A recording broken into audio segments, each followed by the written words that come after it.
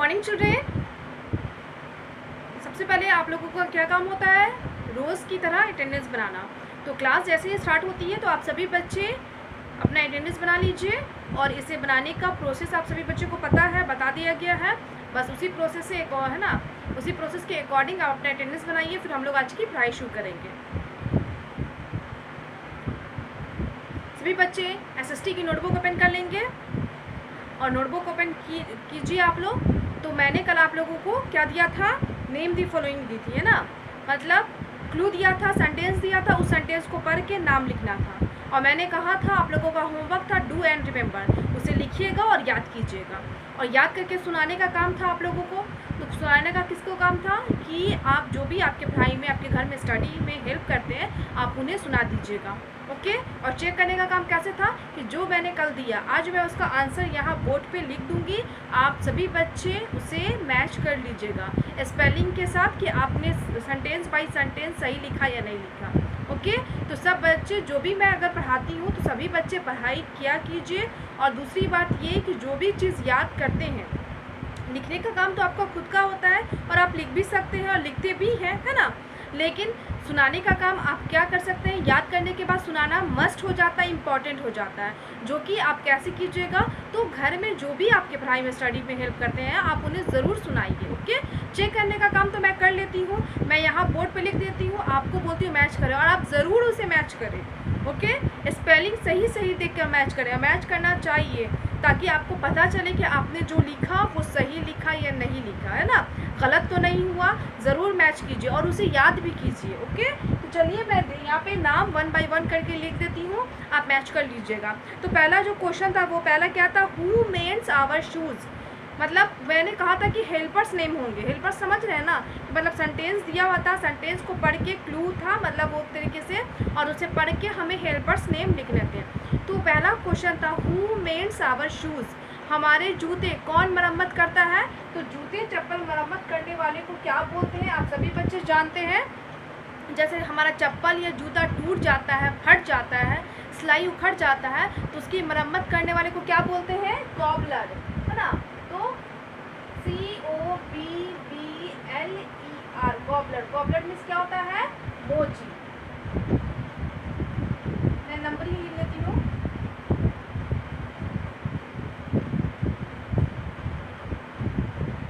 है ना, cobbler. Cobbler means क्या होता है, मोची। सेकंड क्वेश्चन क्या था, who cuts our hair.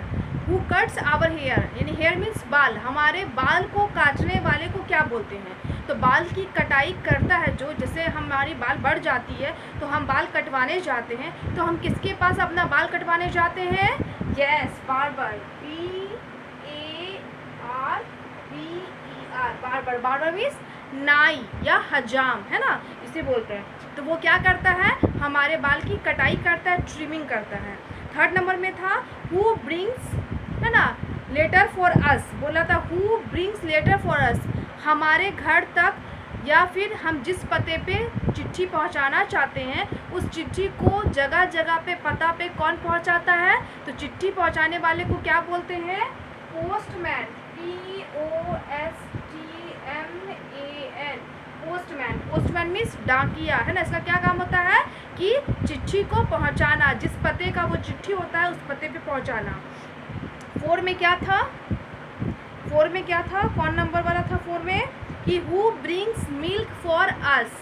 Who brings यानी कि मिल्क फॉर अस, दूध हमारे घर तक पहुंचाने वाले को क्या बोलते हैं, यानी कि हमारे घर पे जो दूध लाता है, दूध लाने वाले को क्या बोलते हैं, दूध देने वाले को, तो milkman, MILKMAN, milkman. Milkman means क्या होता है, ग्वाला, है ना, यानी कि दूध घरों में पहुंचाता है उसे ग्वाला बोलते हैं। उसके बाद 5 नंबर में क्या था, who sells baked product. Who sells, sells में बेचना, बेक्ड भी सेका हुआ, तो बेक्ड प्रोडक्ट यानी कि कुकीज़, केक, कपकेक, ब्रेड, ये सब बेचने वाले को क्या बोलते हैं, बेकर। क्या बोलते हैं, बेकर, BAKER, बेकर। उसके बाद 6 में क्या था वो देख लेते हैं, who sells grocery items. Grocery समझते हैं, यानी कि खाना का सामान, है ना, राशन का सामान, जैसे चावल, दाल, तेल, नमक, मसाला, इन सारी चीज़ों को बेचने वाले को क्या बोलते हैं, ग्रोसर, GROCER। किराना है ना, जिसको किराना बोलते हैं। तो ये क्या होता है, किराने की दुकान पे बैठता है और वहाँ का जो भी राशन का सामान होता है, खाने पीने के सामान यानी कि रिलेटेड, खाने पीने से जो भी रिलेटेड होता है ना, उसको बेचने वाले को क्या बोलते हैं, ग्रोसर, है ना। और ग्रोसर क्या होता है, वो मसाला, राशन जैसे चावल, दाल, गेहूँ, ये सारी चीज़ों को बेचता है। उसके बाद 7 नंबर में क्या था, हु ट्रीट सिक पीपुल, है ना, who treat sick people. Sick means बीमार, पीपल मीन्स लोग, बीमार लोगों का, ट्रीट मीन्स इलाज। तो बीमार लोगों का इलाज यानी कि जांच देखभाल कौन करता है, उनका इलाज कौन करता है। देखो दो होते हैं कि एक सिक पीपुल का इलाज करना, है ना, जैसे कि जो लोग बीमार होते हैं, जिनकी तबीयत ख़राब होती है, उनके इलाज करने वाले को क्या बोलते हैं, तो डॉक्टर, DOCTOR, डॉक्टर। और होता है कि जो लोग बीमार होते हैं उनकी देखभाल करने वाले को क्या बोलते हैं, तो जो देखभाल करता है उसे नर्स कहते हैं। क्या कहते हैं, नर्स। वो लेडी होती है, जेंट्स भी होते हैं, पर जनरली लेडीज़ होती है ना, नर्स। तो नर्स देखभाल करती है पेशेंट की, मरीज़ की, है ना, मरीज़ को देखती है। जो लोग हॉस्पिटल में एडमिट होते हैं या कोई घर पे भी नर्स को बुला के और उनसे देखभाल करवाते हैं। लेकिन इलाज करने वाले को क्या बोलते हैं, डॉक्टर बोलते हैं। इस तरीके से 1 में क्या हो जाएगा, कॉबलर, जूते की मरम्मत करने वाले को कॉबलर बोलते हैं। बाल की कटाई करने वाले को बार्बर यानी कि नाई या हजाम बोलते हैं। और चिट्ठी पहुंचाने वाले को पोस्टमैन यानी कि डाकिया बोलते हैं। दूध पहुंचाने वाले को मिल्कमैन यानी कि ग्वाला कहते हैं। बेकर, है ना, जो बेकरी के प्रोडक्ट को बेचता है उसे बेकर कहते हैं। जो ग्रोसरी के प्रोडक्ट को बेचता है उसे ग्रोसर कहते हैं यानी कि किराना बोलते हैं। एंड जो हमारा इलाज करता है ना, देखभाल, हम जो बीमार पड़ जाते हैं तो हमारा इलाज करता है उसे क्या बोलते हैं, डॉक्टर। अब मैं वाइट कर रही हूँ, नेक्स्ट सेंटेंस को देख लेती हूँ उसमें क्या है। इस तरीके से आप सभी बच्चे 1 बाय 1 करके मैच कर लेंगे, उसका स्पेलिंग भी देख लेंगे।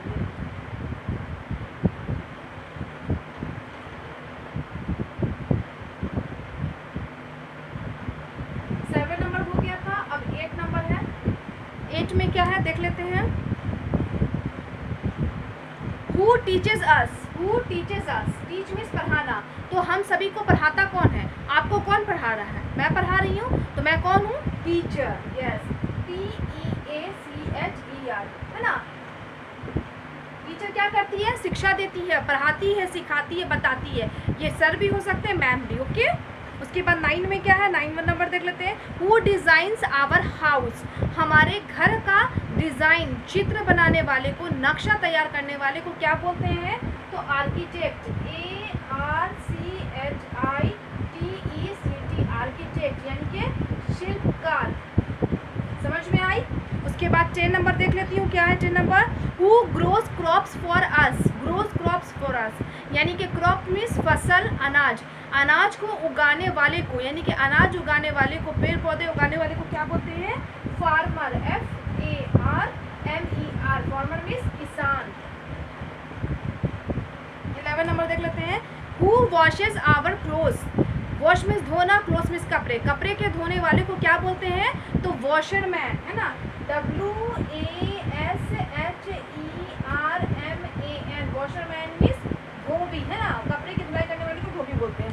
एंड लास्ट 12 नंबर है ना, वो क्या है, हु बिल्ड आवर हाउस? हमारे घर बनाने वाले को क्या बोलते हैं, तो मेसन। घर जो बनाता है उसे मेसन कहते हैं, और घर का जो चित्र बनाता है उसे क्या बोलते हैं, आर्किटेक्ट। ओके। मेसन मीन्स राजमिस्त्री। इसी तरीके से आप लिखिएगा, क्या है, जो हमें पढ़ाता है उसे टीचर यानी कि शिक्षक बोलते हैं। जो हमारे घर का डिज़ाइन बनाता है, चित्र तैयार करता है, नक्शा तैयार करता है, उसे आर्किटेक्ट यानी कि शिल्पकार बोलते हैं। जो अनाज उगाते हैं, फसल उगाते हैं, है ना, पेड़ पौधे की देखभाल, पेड़ पौधे उगाते हैं, उन्हें क्या बोलते हैं, फार्मर यानी कि किसान। जो है ना हमारे कपड़े धोते हैं, उसे आयरन करते हैं और हमारे घरों में पहुंचाते हैं, उसे क्या बोलते हैं, धोबी यानी कि वॉशरमैन। और जो हमारे घर को बनाते हैं यानी कि ईंट जोड़ के दीवार खड़ा करते हैं, फिर छत डालते हैं, उसे क्या बोलते हैं, मेसन। मेसन मीन्स राजमिस्त्री। इसी तरीके से सभी बच्चे 1 बाय 1 करके मैच कर लेंगे और इसका स्पेलिंग भी देख लेंगे। एक तो आंसर देखेंगे कि सेंटेंस के अकॉर्डिंग आपका आंसर, जो वर्ड आपने लिखा सही लिखा नहीं लिखा, और हो सकता है जो बच्चे वर्ड लिखे होंगे सही बट स्पेलिंग गलत होगी, वो स्पेलिंग भी देख लेंगे। जिनका पूरा का पूरा सही, उनके बहुत अच्छी बात, वेरी गुड। जिनका अगर गलत हो गया कोई बात नहीं, आपने कोशिश की, आपके लिए भी बहुत अच्छी बातें हैं, कोई बात नहीं, उसे इरेज करके सही कर लीजिए। लेकिन आपने कोशिश की, बहुत अच्छी बात। लेकिन जो एकदम ही होमवर्क को टच नहीं किए, बनाई नहीं, बहुत गलत बात है, बहुत बुरी बात है।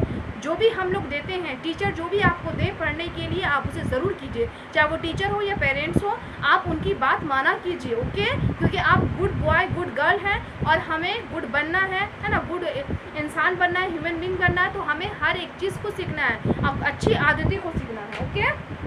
तो आप ऐसे वाइप कर रही हूँ 12 नंबर सेंटेंस के बाद अगर जिनके पेज में जगह बची है 3 से ज़्यादा लाइन, तो उस जिनके बुक में नोटबुक में जिन बच्चों के, तो वो बच्चे उसी में से लिखेंगे, और जिनके में जगह नहीं बच रही है, ओके, तो वो न्यू पेज का इस्तेमाल करेंगे। और न्यू पेज वाले बच्चे लिखने का तरीका जानते हैं कि डेट और रिमेंबर को ऊपर लिखते हैं और फर्स्ट लाइन में हेडिंग लेते हैं। और हाफ पेज वाले बच्चे क्या करेंगे, 12 नंबर के बाद लाइन खींच लेंगे, और लाइन खींचने के बाद क्या करेंगे वो कि उसके बाद वाला जो लाइन खींचने के बाद डेट डालेंगे, रिमेंबर डालेंगे, और उसके बाद क्या है, एक ही लाइन में डेट रिमेंबर, दूसरी लाइन में हेडिंग, उसके बाद वाली लाइन से लिखना शुरू कर देंगे। क्लियर, मेरी बात समझ में आ गई सभी को, कोई प्रॉब्लम तो नहीं होगा। अब मैं इसे वाइप कर रही हूँ और आज की एक्टिविटी दूँगी।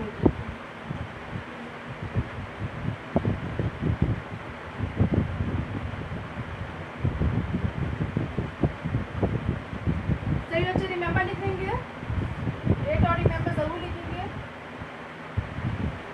ओके। उसके बाद आज का जो हमारा है सर्किल द करेक्ट वर्ड्स।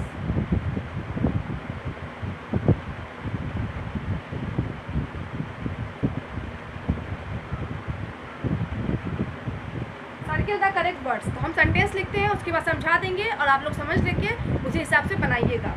तो पहला है, देख लेते हैं, योर मदर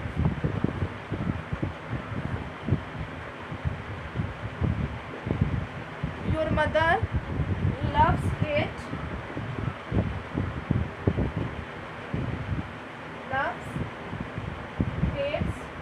you। सेकेंड है,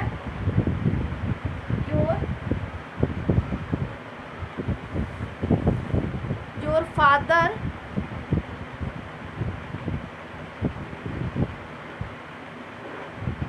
takes care,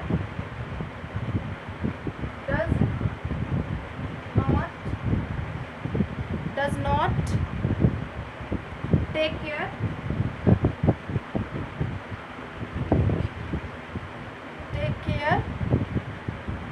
of your needs।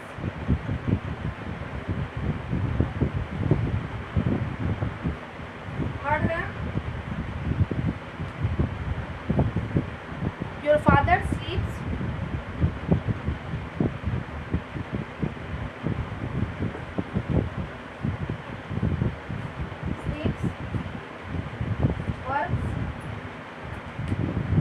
works at his workplace,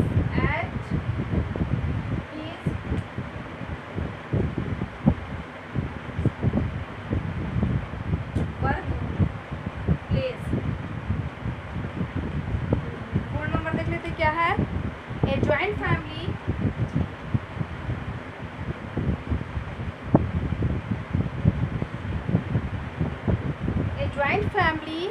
is a big family or small family।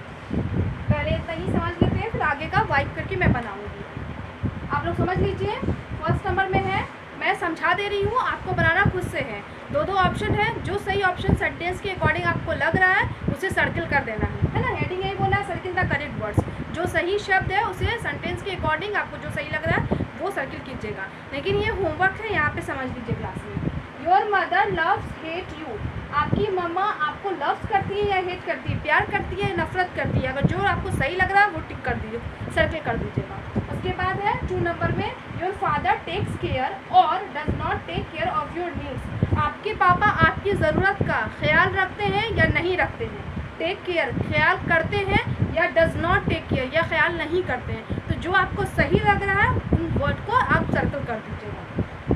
Third number, your father sleeps और works at his workplace, काम की जगह पे आपके पापा स्लीप करते हैं या वर्क करते हैं, काम करते हैं या सोते हैं, तो जो सही लग रहा है दोनों में से उसे आप सर्कल कर दीजिएगा। 4 number, A joint family is a big family और स्मॉल फैमिली। ज्वाइंट में संयुक्त परिवार कैसा परिवार है, बड़ा परिवार है या छोटा परिवार है? अगर जो आपको सही लग रहा है उसे सर्कल कर दीजिएगा। मैं वाइट कर रही हूँ, आगे का सेंटेंस लिख देती हूँ।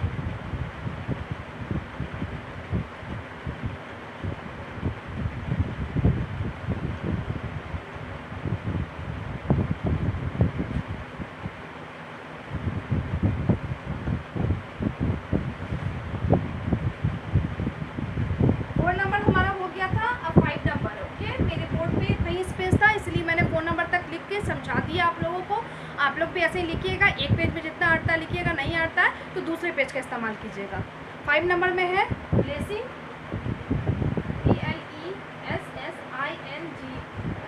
Blessings of your parents,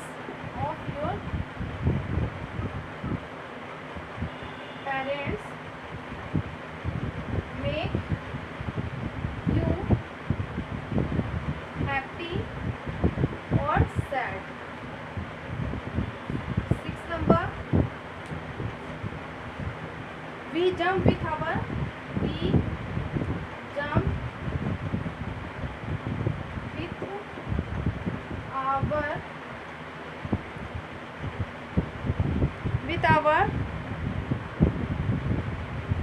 legs या hands। 7 number, we listen with our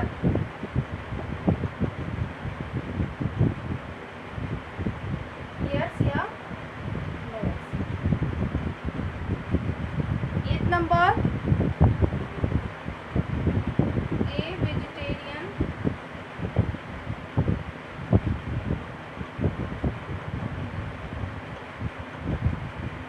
vegetarian takes flesh,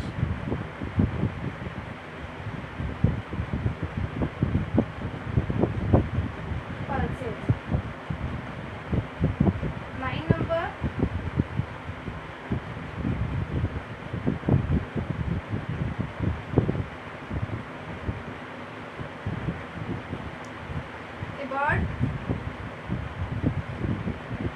a bird makes a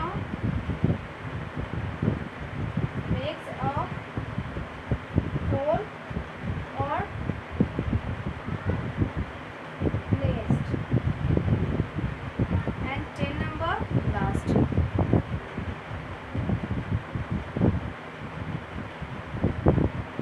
hens are kept in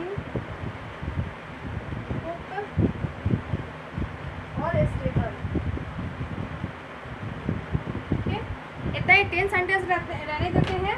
इसे मैं समझा देती हूँ, आप सभी बच्चे समझ लीजिएगा और समझने के बाद इसे बनाइएगा। ओके, तो 5 नंबर में क्या है, blessings of your parents make you happy और सैड। ब्लेसिंग मीन्स आशीर्वाद देना। जब आपके पेरेंट्स यानी कि माता पिता आपको आशीर्वाद देते हैं तो आपको कैसा महसूस होता है, हैप्पी या सैड? अगर खुश होते हैं तो खुश होते हैं या उदास होते हैं, तो जो दोनों में से आपको सही लग रहा है उन वर्ड को सर्कल कर दीजिएगा। 6 नंबर में we jump with our legs या हैंड्स, हम अपने पैर से या हाथ से जंप करते हैं, कूदते हैं, तो जो आपको सही लग रहा है उस वर्ड को सर्कल कर दीजिएगा। 7 नंबर में we listen with our ears या नोज, हम सुनने का काम अपने कान से करते हैं या नाक से करते हैं, जो वर्ड आपको सही लग रहा है दोनों में से उसे सर्कल कर दीजिएगा। 8 नंबर, ए वेजिटेरियन टेक्स फ्लेश या पल्सेस, वेजिटेरियन यानी कि शाकाहारी, जो शाकाहारी होते हैं वो क्या खाते हैं, क्या लेते हैं, फ्लेश या पल्सेस, मांस या दाल, तो जो आपको सही लग रहा है वो सर्कल कर दीजिएगा। 9 number, a bird makes a hole या नेस्ट, बर्ड मीन्स चिड़िया, चिड़िया क्या बनाती है, होल बनाती है या नेस्ट बनाती है, यानी कि छेद बनाती है या घोंसला बनाती है, तो जो आपको सही लग रहा है वो सर्कल कर दीजिएगा। 10 number, hence are kept in coop या स्टेबल, हेन्स, हेन मीन्स मुर्गियाँ, तो मुर्गियाँ कहाँ रहती है, स्टेबल में या कूप में, यानी कि कूप में या स्टेबल में, तो जो आपको सही लग रहा है आप सर्कल कर दीजिएगा। तो आपका होमवर्क क्या हो जाएगा, do and remember from notebook. Notebook में लिखना है और इसे याद करना है। आप लोग इसी तरीके से बना लीजिएगा, सर्कल कर दीजिएगा और याद कर लीजिएगा, और प्रीवियस क्लास का भी याद कर लीजिएगा। ओके, और फिर मैं इसी तरीके से चेक करूँगी कैसे, तो मैं आंसर लिख दूँगी 1 बाई 1 करके। आप सभी बच्चे मैच कर लेंगे, जिस वर्ड को आप सर्किल किए होंगे तो उस वर्ड को मैच कर लेंगे। अगर गलती हो जाएगी कोई बात नहीं, उसे फिर आप इरेज करके सही कर लीजिएगा। तो अब मैं क्लास को यहीं पे स्टॉप करती हूँ। ओके, और हर रोज़ जब मैं क्लास को स्टॉप करती हूँ तो उस समय मैं एक गुड हैबिट टिप देती हूँ। आप सभी बच्चे ये बात जानते हैं, तो इस बात को फॉलो कीजिएगा। तो आज का हमारा गुड हैबिट टिप क्या है, तो स्टेइंग हेल्दी के लिए है, स्वस्थ रहने के लिए है ना। आप सभी बच्चे जानते हैं स्वस्थ रहने के लिए क्या है। तो आज का जो हमारा है स्टेइंग हेल्दी के लिए, तो वो क्या है, include fresh fruits and vegetables in your diet.